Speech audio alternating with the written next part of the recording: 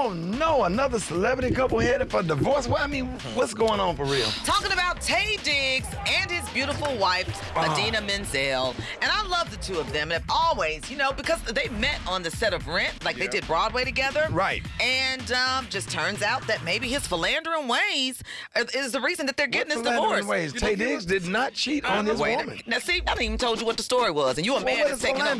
That's what he was doing at a strip club in July. And it got back to his wife that, he was cuddled up with some other chick at a strip club.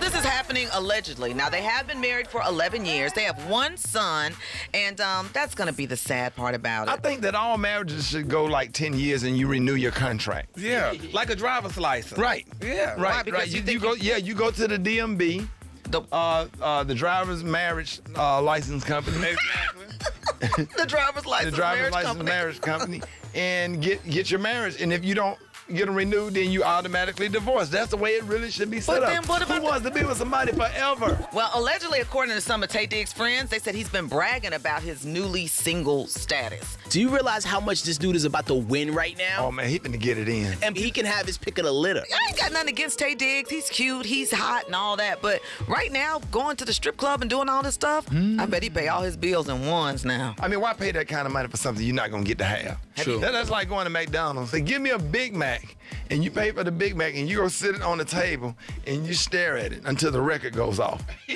And they take it away? And then when the record goes off, you have to get it and take it back to the counter and say, thank you, have a nice day. But you paid for it. You paid for it. And you're still hungry. If I pay for a Big Mac, I want to eat it.